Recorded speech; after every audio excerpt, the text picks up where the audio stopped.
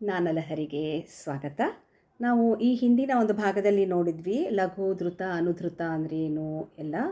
ನಾನು ಈ ಭಾಗದಲ್ಲಿ ಅವುಗಳ ಕಾಲ ಪ್ರಮಾಣ ಎಷ್ಟು ಅಕ್ಷರ ಕಾಲ ಬರುತ್ತೆ ಅಂತ ತಿಳಿಸ್ಕೊಡ್ತೀನಿ ಎಂದಿದೆ. ನೋಡಿ, ಅನುಧೃತ ಏನಿದೆ ಅಂದರೆ ಬರೀ ಒಂದು ಪೆಟ್ಟು ಹಾಕ್ತೀವಿ ಅಲ್ಲ, ಇದರ ಕಾಲ ಪ್ರಮಾಣ ಏನು ಅಂದರೆ ಒಂದು ಅಕ್ಷರ ಕಾಲ ಅದು. ಧೃತ ಏನಿದೆ, ಒಂದು ಪೆಟ್ಟು ಹಾಕಿ ಒಂದು ವಿಸರ್ಜಿತ ಹಾಕ್ತೀವಿ ಅಲ್ಲ, ಇದನ್ನು ನಾವು 2 ಅಕ್ಷರ ಕಾಲ, ಇಲ್ಲಿ ಒಂದು ಮತ್ತು ಒಂದು, ಇದು 2 ಅಕ್ಷರ ಕಾಲಗಳಿರುತ್ತೆ. ಎಲ್ಲಿನೇ ಅನುಧೃತ ಬಂದರೂ ಅದು 1 ಅಕ್ಷರ, ಎಲ್ಲಿಯೇ ಧೃತ ಬಂದರೂ ಒಂದು ಧೃತಕ್ಕೆ 2 ಅಕ್ಷರ ಅಂತ ನೆನ್ಪಿಟ್ಕೊಳ್ಳಿ. 2 ಧೃತ ಆದರೆ 2 + 2 4 ಅಕ್ಷರ. ಈ ರೀತಿಯಾಗಿ ಧೃತದ ಒಂದು ಕಾಲಮಾನ ಎಷ್ಟು? 2, ಅನುಧೃತಕ್ಕೆ 1. ಆದರೆ ಲಘು ಏನಿದೆ, ಲಘುವಿಗೆ ನಾವು ಒಂದೇ ರೀತಿಯಾಗಿ ಹೇಳೋದಿಲ್ಲ. ಯಾಕೆ ಅಂತ ಹೇಳಿದ್ರೆ, ಲಘುವಿನಲ್ಲಿ ನಾವು 5 ಜಾತಿಗಳನ್ನು ಗುರುತಿಸ್ತೀವಿ. ಆ ಜಾತಿಗಳಿಗೆ ಕ್ರಮವಾಗಿ 3, 4, 5, 7, 9 ಅಕ್ಷರ ಕಾಲಗಳನ್ನು ಕೊಟ್ಟಿದ್ದೀವಿ. ಗೊತ್ತಾಯ್ತಾ? ಯಾವುದು ಜಾತಿ? ತ್ರಿಶ್ರ ಜಾತಿ, ಚತುರಶ್ರ ಜಾತಿ, ಖಂಡ ಜಾತಿ, ಮಿಶ್ರ ಜಾತಿ ಮತ್ತು ಸಂಕೀರ್ಣ ಜಾತಿ ಅಂತ ಹೇಳ್ತೀವಿ. ಈ ತಾಳವನ್ನು ಹಾಕಿ ತೋರಿಸ್ತೀವಲ್ವಾ, ಇದಕ್ಕೆ ನಾವು ಕ್ರಿಯೆ ಅಂತ ಹೇಳ್ತೀವಿ. ಈ ಒಂದು ಪದನ ನೀವು 2ನೇ ಅಧ್ಯಾಯ ಇದೆಯಲ್ಲ, ಭಾರತೀಯ ಸಂಗೀತ ಪದ್ಧತಿಗಳು ಇದೆಯಲ್ಲ, ಅಲ್ಲಿ ನೀವು ವ್ಯತ್ಯಾಸದಲ್ಲಿ ನೀವು ಕೇಳಿರಬಹುದು ಈ ಪದನ. ಕರ್ನಾಟಕ ಸಂಗೀತದಲ್ಲಿ ತಾಳವನ್ನು ಕ್ರಿಯೆಯ ಮೂಲಕ ತೋರಿಸಲಾಗುತ್ತದೆ, ಅದೇ ಹಿಂದೂಸ್ತಾನಿ ಸಂಗೀತದಲ್ಲಿ ತಬಲದ ಮೂಲಕ ತೋರಿಸ್ತೀವಿ ಅಂತ ಅಲ್ಲಿ ಒಂದು ಆ ವ್ಯತ್ಯಾಸದಲ್ಲಿ ಬಂದಿತ್ತು. ಕ್ರಿಯೆ ಅಂದರೆ ಏನು? ತಾಳವನ್ನು ಹಾಕಿ ತೋರಿಸುವಂತಹ ಕ್ರಮಕ್ಕೆ ನಾವು ಕ್ರಿಯೆ ಅಂತ ಹೇಳ್ತೀವಿ. ಇದರಲ್ಲಿ ನಾನು ಹೇಳಿದೆ ಘಾತ, ವಿಸರ್ಜಿತ. ಇದಕ್ಕೆ ನಾವು ಘಾತ ಅಂದರೆ ನೋಡಿ, ಶಬ್ದ ಆಗುತ್ತೆ, ಹೌದಾ? ಹೀಗೆ ಪೆಟ್ಟು ಕೊಟ್ಟ ತಕ್ಷಣ ಶಬ್ದ ಆಗುತ್ತೆ, ಇದನ್ನು ಸಶಬ್ದ ಕ್ರಿಯೆ ಅಂತ ಹೇಳ್ತೀವಿ. ಪೆಟ್ಟು ಕೊಟ್ಟಾಗ ಶಬ್ದ ಆಗುತ್ತೆ. ಅದೇ ವಿಸರ್ಜಿತ ಹಾಕಿದಾಗ ನಿಮಗೆ ಶಬ್ದ ಬರೋದಿಲ್ಲ, ಇದನ್ನು ನಿಶಬ್ದ ಕ್ರಿಯೆ ಅಂತೀವಿ. ಸಶಬ್ದ ನಿಶಬ್ದ ಕ್ರಿಯೆ.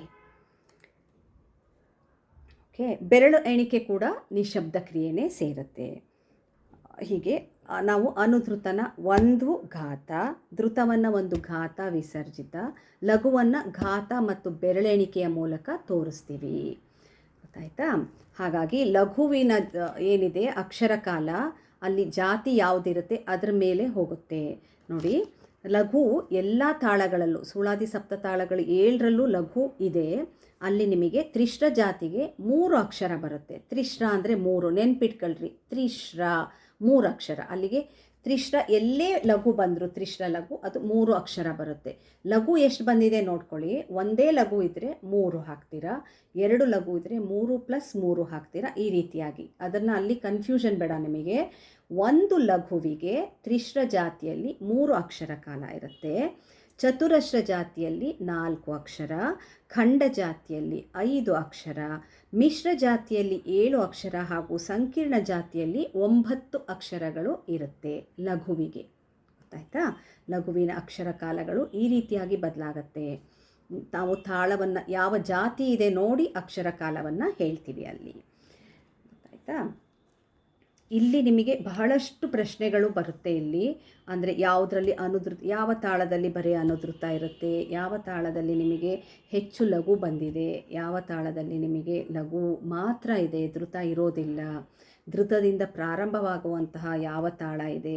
ಈ ರೀತಿಯಾಗಿ ಹಲವಾರು ಪ್ರಶ್ನೆಗಳು ಬರುತ್ತೆ. ನೀವು ಅಲಂಕಾರದ ತಾಳಗಳನ್ನು ನೀವು ಗಮನಿಸಿದ್ರೆ ನಿಮಗೆ ಆ ಎಲ್ಲ ಪ್ರಶ್ನೆಗಳಿಗೂ ಉತ್ತರ ಸಿಕ್ಕತ್ತೆ. ಇದಿಷ್ಟು ನಿಮಗೆ ಏನು ನಾವು ಇನ್ನೊಂದು ಮುಖ್ಯವಾದ ವಿಷಯ ಏನು ಅಂತಂದರೆ, ಲಘುವಿನ ಜಾತಿಯನ್ನು ಹೇಳುವಾಗ ನಾವು ಬರೇ ಧ್ರುವತಾಳ ಅಂತ ಹೇಳಿದ್ರೆ, ನಾವು ಜಾತಿ ಹೇಳಿದೆ ಅಲ್ಲಿ ಅದು ಅನ್ಕಂಡೀಷನಲ್ ಆಗಿ, ಅದು ಅಂದರೆ ಯಾವುದೇ ಒಂದು ನಿರ್ದಿಷ್ಟವಾದ ಒಂದು ಇದಿಲ್ಲದೆ ಅದು ಏನು ಚತುರಶ್ರ ಜಾತಿ ಧ್ರುವತಾಳನೇ ಆಗಿರುತ್ತೆ. ಜಾತಿ ಬದಲಾಯಿಸಿದ್ರೆ ಆವಾಗ ನಾವು ಕಂಪಲ್ಸರಿಯಾಗಿ ತ್ರಿಶ್ರ ಜಾತಿ ಧ್ರುವತಾಳ ಅಥವಾ ಖಂಡ ಜಾತಿ ಧ್ರುವತಾಳ ಹೇಳ್ತೀವಿ. ಆದರೆ ಏನು ಜಾತಿ ಹೆಸರು ಹೇಳಿದೆ ಧ್ರುವತಾಳ ಅಂತ ಹೇಳಿದ್ರೆ ಅದು ಚತುರಶ್ರ, ಮಠ್ಯ ತಾಳ ಹೇಳಿದ್ರೆ ಅದು ಕೂಡ ಚತುರಶ್ರ, ರೂಪಕ ತಾಳ ಅದು ಕೂಡ ಚತುರಶ್ರ ರೂಪಕ, ಹಾಗೆ ಏಕತಾಳ ಚತುರಶ್ರ ಏಕತಾಳ. ಈ ರೀತಿಯಾಗಿ ಜಾತಿಯ ಹೆಸರು ನಾವು ಹೇಳಲಿಲ್ಲ ಅಂದರೆ ಅದು ಅನ್ಕಂಡೀಷನಲ್ ಆಗಿ ಚತುರಶ್ರ ಜಾತಿನೇ ಈ 4ಕ್ಕೂ. ಅದೇ ರೀತಿ ಜಂಪೆ ತಾಳ ಅಂತ ಹೇಳಿದ್ರೆ ಅದು ಮಿಶ್ರ ಜಾತಿ ಜಂಪೆ ತಾಳನೇ ಆಗಿರುತ್ತೆ. ಅಠತಾಳ ಅಂತ ಹೇಳಿದ್ರೆ ಖಂಡ ಜಾತಿ ಅಠತಾಳನೇ ಆಗಿರುತ್ತೆ. ಆ ಜಾತಿ ಬದಲಾಯಿಸಿದ್ರೆ ಅಲ್ಲಿ ಕಂಪಲ್ಸರಿಯಾಗಿ ನಾವು ಜಾತಿಯ ಹೆಸರನ್ನು ಹಾಕಬೇಕಾಗತ್ತೆ. ಇದಿಷ್ಟು ನಾನು ನಿಮಗೆ ಅರ್ಥ ಆಗಿದೆ ಅಂತ ಹೇಳ್ಕೊಳ್ತೀನಿ, ಅಂದ್ಕೊಂಡಿದ್ದೀನಿ ನಾನು. ಮುಂದಿನ ಒಂದು ಭಾಗದಲ್ಲಿ ನಾವು ಆವರ್ತಕ್ಕೆ ಹೋಗೋಣ. ಆವರ್ತಕ್ಕೆ ಹೋಗಿ ಈ ಜಾತಿಯ ಒಂದು ಏನಿದೆ ಯಾವ ರೀತಿ ಬರೆಯೋದು, ಈ ತಾಳದ ಒಂದು ಸಪ್ತ ತಾಳಗಳನ್ನು ಯಾವ ರೀತಿ ಬರೆಯೋದು ಅಂತ ನಾವು ಮುಂದಿನ ಅಧ್ಯಾಯದಲ್ಲಿ ನೋಡೋಣ. ನಮಸ್ಕಾರ.